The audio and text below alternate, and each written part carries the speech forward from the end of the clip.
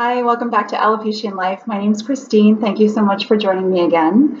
Last time I talked about grief, and I wanted to follow up that blog with something a little more positive, something that I've actually experienced myself, an exercise that I've used on myself to help me feel better and help me move through alopecia.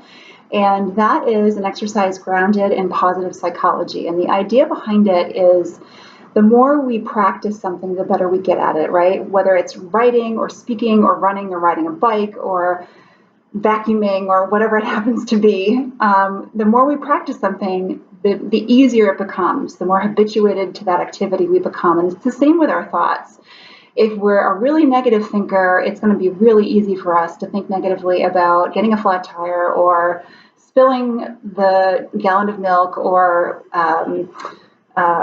letting the cat's tail get caught in the door or something, whatever, could be really a really bad experience.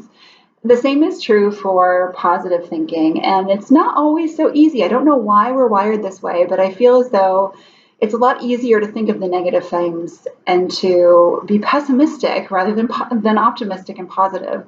So, especially when you're going through something as life-altering as alopecia, it's really difficult, at least in my experience, to see the silver lining and to see how beautiful the day is when it's a gorgeous day, to appreciate the sun and to appreciate hearing children laughing and whatever other things are good that are going on. It was really difficult for me to dial in and be present in those moments because I was so wrapped up in what I was losing rather than what I had. And so if you're game, this is an experiment you can try on yourself. What I did and what you can do is take strips of paper and think of as many positive qualities as you can that you possess.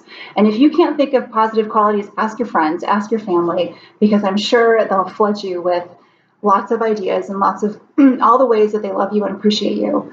Excuse me. And you would fold those pieces of paper up, you'd put them in a hat or a jar, and every day you would pull out one of those pieces of paper, and like medicine, you would practice using that strength at least 3 times a day. So you'd be very intentional. In the morning, you would tell a joke. In the afternoon, you would tell a joke. In the evening, you would tell a joke. Or you do something funny and light if humor was your strength. And at the end of the day, you would come back to a journal or your computer, and you would write down what you did, what strength you used, and you document what people did, how they treated you, and how you felt as a result.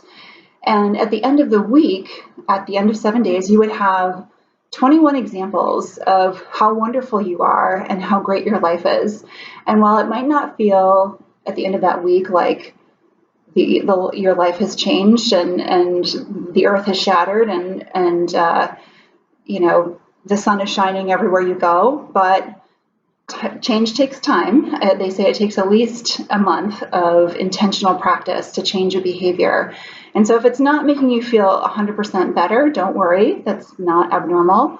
But I can pretty much guarantee that you will feel different. You might not be jumping for joy, but you'll have a different perspective. And the more you practice it, the easier feeling happy and thinking more positively will become. And as I mentioned, it helped me when I was going through not just alopecia, but other difficult times in my life. And I have faith that it will also help you if you're game, if you want to try it out. So there you have it. I will also be talking about other ways that you can develop yourself and move through alopecia in my next vlog, so I hope you join me. I also hope that you follow me on YouTube. Please visit my website at alopecianlife@wordpress.com. And please also remember that there's a lot of life to live and a lot of love to give, even when you don't have hair. I will talk to you soon. Bye-bye.